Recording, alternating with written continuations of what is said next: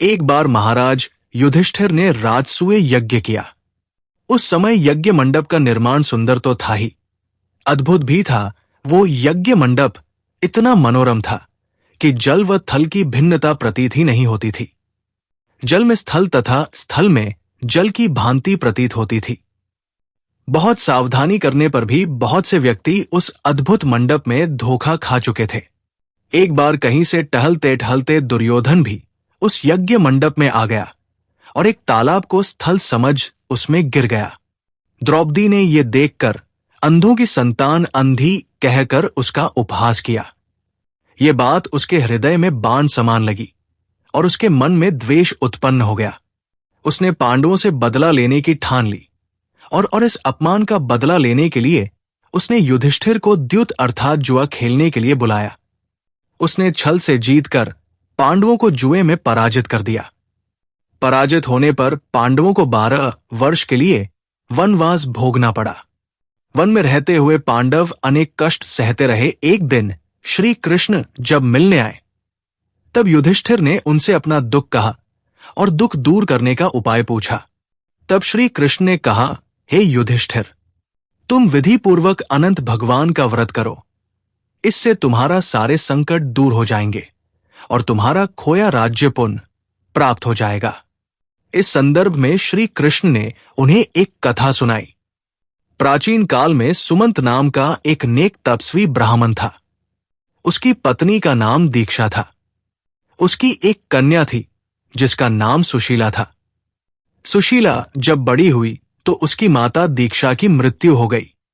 पत्नी के मरने के बाद सुमंत ने कर्कशा नामक स्त्री से दूसरा विवाह कर लिया। सुशीला का विवाह ब्राह्मण सुमंत ने कौंडिन्य ऋषि के साथ कर दिया। विदाई में कुछ देने की बात पर कर्कशा ने दामाद को कुछ ईंटें और पत्थरों के टुकड़े बांध कर दे दिए। कौंडिन्य ऋषि दुखी हो अपनी पत्नी को लेकर अपने आश्रम की ओर चल दिए, परंतु रास्ते में ही रात हो गई। वे नदी तट पर संध्या करने लगे। सुशीला ने देखा वहां पर बहुत सी स्त्रियां सुंदर वस्त्र धारण कर किसी देवता की पूजा पर रही थी। सुशीला के पूछने पर उन्होंने अनंत व्रत का महत्व बताया। सुशीला ने वही उस व्रत का अनुष्ठान किया और 14 गांठों वाला डोरा हाथ में बांधकर ऋषि कौंडिन्य के पास आ गई। कौंडिन्य ने सुशीला से डोरे के बारे में पूछा तो सुशीला ने सारी बात बता दी। कौंडिन्य ऋषि सुशीला की बात से अप्रसन्न हो गए और उन्होंने डोरे को तोड़कर अग्नि में डाल दिया। इससे भगवान अनंत जी का अपमान हुआ। परिणामत ऋषि कौंडिन्य दुखी रहने लगे। उनकी सारी संपत्ति नष्ट हो गई।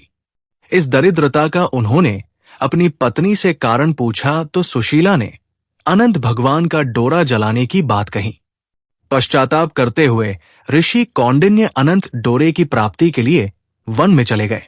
वन में कई दिनों तक भटकते भटकते निराश होकर एक दिन भूमि पर गिर पड़े। तब अनंत भगवान अनंत प्रकट होकर बोले, हे कौंडिन्य, तुमने मेरा तिरस्कार किया था, उसी कारण ही तुम्हारी ये दशा हुई और विपत्तियां आई। लेकिन तुम्हारे पश्चाताप से मैं तुमसे प्रसन्न हूं। अब तुम अपने आश्रम में जाओ और 14 वर्षों तक विधि विधान से मेरा ये व्रत करो। इससे तुम्हारे सारे दुख दूर हो जाएंगे।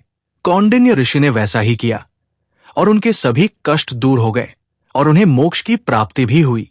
श्री कृष्ण की आज्ञा से युधिष्ठिर ने भी अनंत भगवान का व्रत किया, जिसके प्रभाव से पांडव महाभारत के युद्ध में विजयी हुए तथा चिरकाल तक राज्य करते रहे।